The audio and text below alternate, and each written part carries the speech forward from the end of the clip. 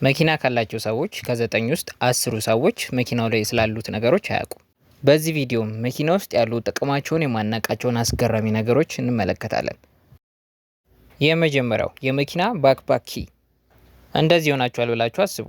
እናንተ ውጪ ናችሁ፣ የመኪናችሁ ቁልፍ ባትሪው ደግሞ ሞቷል። ስለዚህ ምን ታደርጋላችሁ? የሚመጣላችሁ ነገር ደጋግሞ በተኑን መንካት ብቻ ነው። ግን እሱ መፍትሄ አይሆናችሁም። የመኪና ቁልፋችሁን ታዞሩትና ከኋላ ያለችውን በተን መሳብ ነው። ከዛም እንደዚህ ይወጣላችኋል። ይህንንም ሌላኛውን ቁልፍ ለማውጫ ይረዳችኋል። ይህም የመኪና መክፈቻ ቁልፍ ስር ያለችውን በተን በመንካት ቁልፉን መክፈት ይቻላል ማለት ነው። አንዳንድ ቁልፎች ልክ እንደዚህ አይነት ቦታ ላይ ነው መንኪያቸው ያለው። ከዛም እንደዚህ መሳብ ይቻላል። ለአንዳንድ መኪኖች ደግሞ ልክ እንደዚህ። የተለያየ የመኪና ብራንድ የተለያየ አይነት የቁልፉን መክፈቻ ቦታ አለው። ስለዚህ እንደየመኪናችሁ አይነት ያቺን ቦታ በመንካት ቁልፋችሁን በማውጣት የተዘጋባችሁን መኪና ቁልፍ መክፈት ትችላላችሁ። ሌላኛውን ደግሞ እንመልከት። ይህ ትራክሽን ኮንትሮል የምናደርግበት በተን ነው። በመኪናችን ላይ ልክ እንደዚህ አይነት ቦታ ላይ እናገኘዋለን። ብዙ ጊዜ መኪና ላይ ከምናያቸው አንዱ ምልክት ነው። መች መብራት እንዳለበት መች መጥፋት እንዳለበት አናውቀውም። ነገር ግን ልዩ የሆነ ጥቅም አለው። ምሳሌ ልስጣችሁ። መኪናችሁ በረዶ ላይ ነው፣ በጣም ይንሸራትታል። ስለዚህም የኢንትራክሽን ኮንትሮል ታበሩታላችሁ። መኪናችሁም ኢንጂኑን ፓወር በመጠቀም ከዚህ ከሚያዳልጠውና ከሚያንሸራትተው በረዶ በትክክል እንድትሄዱ ይረዳችኋል። ይህ በተን እጅጉን የሚጠቅመው በጣም ግግር በሆነ በበረዷማ ቦታ ቢሆንም እናንተ ከዚህ በረዷማ ቦታ ነርታችሁ ለማለፍ ስትሞክሩ መኪናችሁ ግን ተቃራኒ ይሆንባችኋል። ስለዚህ አንድ ጊዜ በተኑን በመንካት ከዚህ ቦታ ላይ ለመውጣት ትችላላችሁ። ነገር ግን ይህን በተን ስትነኩት ለተወሰነ ጊዜ ኦን ይሆናል። መኪናችሁም ከእንደዚህ አይነት በረዷማ ቦታ ከወጣ በኋላ መልሳችሁ በመንካት እንደነበረ ልታደርጉት ይገባል። ወደ ሌላኛው ደግሞ እንለፍ። ይህ ደግሞ መስመር በቀየራችሁ ቁጥር ቢፕ ቢፕ እያለች የምታወጣውን ድምፅ ማጥፋት ነው። በተለይ ደግሞ ኢትዮጵያ ውስጥ ላሉ መስመሮች በጣም አስቸጋሪ ነው። በእያንዳንዱ መስመር ላይ በቀየራችሁ ቁጥር መኪናችሁ ድምፅ ያወጣል ማለት ነው። ይህንንም ለማጥፋት አንዳንድ መኪኖች መሪያቸው አጠገብ እንደዚህ አይነት ምልክት አለ። ረጅም ሰዓት ሱን ከነካችሁት በኋላ ይህ ምልክት ይጠፋል። ሁልጊዜ መስመር ስትቀይሩ ድምፅ አያወጣም ማለት ነው። አንዳንድ መኪኖች ደግሞ ወደ ውስጥ በቀኝ በኩል ገባ ብሎ ታገኙት። ብዙ የመኪና ፋብሪካዎች ግን እናንተ እንድታገኙት የማይመስል እስኪመስል ድረስ በጣም ውስብስብ በሆነ መንገድ ነው የምታጠፏቸው።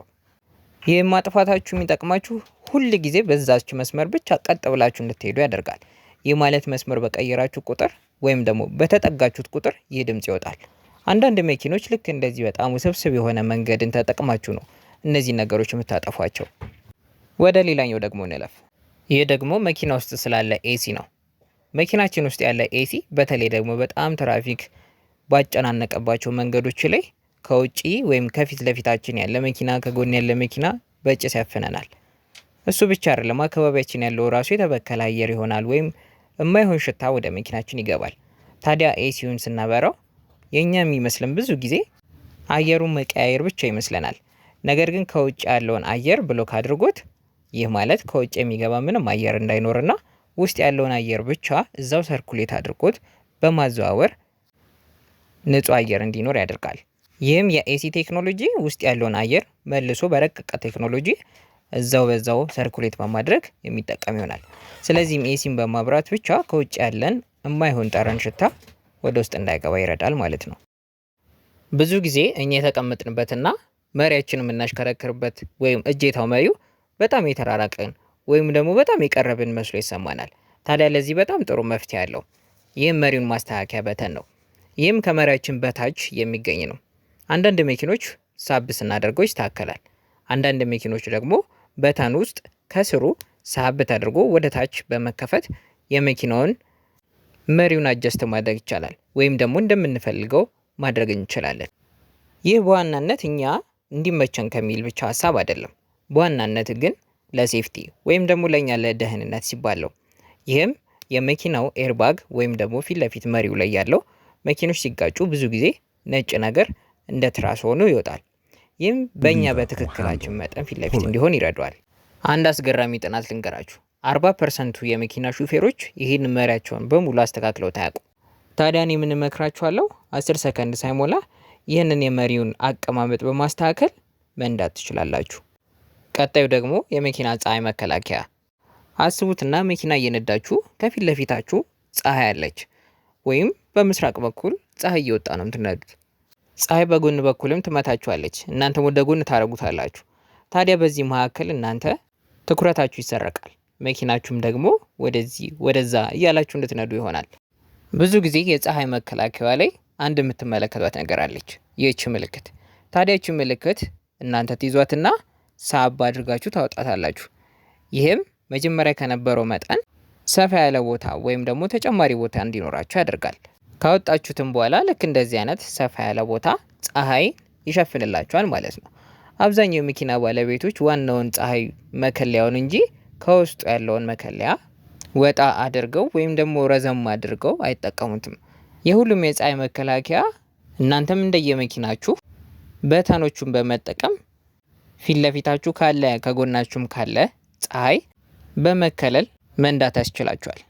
እሺ አሁን ደግሞ ሰብስክራይብ ማድረጊያ ሰዓት ነው። ቪዲዮውን እየወደዳችሁት ከሆነ ሰብስክራይብ በማድረግ ቤተሰብ እንሁን። አዳዲስ ቪዲዮዎችም እንዲደርሳችሁ ይሆናል። ሌላኛው የሃዛርድ መብራትን በተመለከተ ነው። አንዳንድ መኪኖች ልክ እንደዚህ ሃዛርድ ሲበራ ተመልክታችሁ ይሆናል። ይህም የሃዛርድ መብራት ብዙ የሚበራበት መንገድ አለው። ብዙ ጊዜ የተለመደው አንድ ጊዜ ሃዛርድ በተኑን በመንካት ከውጭ ያለ ሰው እንዲረዳን እናደርጋለን። ይህም ልክ እንደዚህ አይነት ምልክትን ነው የሚያወጣው። ይህም ማለት መኪናችን ምናልባት ብልሽት ላይ ሊሆን ይችላል፣ እናም በመንገድ ላይ ያቆመ ነው እየጠገንን ሊሆን ይችላል። የተለመደው ይሄ ቢሆንም አንዳንድ መኪኖች ግን የሃዛርድ በተኑን 2 ጊዜ ጠቅ ስናደርገው የሚበራበት ፍጥነት ይለያል። ይህም ልክ እንደዚህ ቀስ እያለ የሚበራበት መኪና አለ። ይህ እንደዚህ መብራትን በጨለማ ስንነዳ በደንብ እንታያለን። የተለየም አለ። አንዳንድ መኪኖች BMW፣ መርሴዲስ፣ አውዲ የተለየ አይነት መልክም ሊያወጡ ይችላሉ። ይህ ማለት በተኖቹን በነካናቸው ቁጥር የተለያየ አይነት የሃዛርድ መብራት ልታዩ ትችላላችሁ።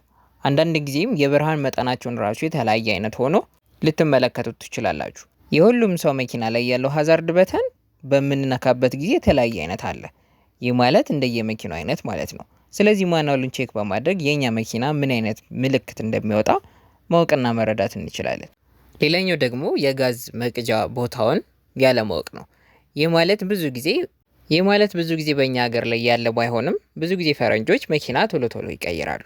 ወይም አዲስ መኪና ሲቀይሩ መኪና ጋዝ መቅጫው ቦታው የትኛው እንደሆነ ይቸገራሉ። እዚህም ኢትዮጵያም ቢሆን የሌላ ሰው መኪና ይዘን ማደያ ውስጥ ከገባን በኋላ ነዳጅ መቅጃው በዛኛው በኩል ቢሆን በጣም እንናደዳለን። ይህ የምትመለከቱት ምልክት ሁል ጊዜ የመቅጃው ቦታ በየትኛው በኩል እንደሆነ መኪና ውስጥ ገና ሳለን ማወቅ እንድንችል ነው። ይህም መኪና አምራቾች በሙሉ እንደ ስታንዳርድ አድርገው የተሰራበት ስራ ነው።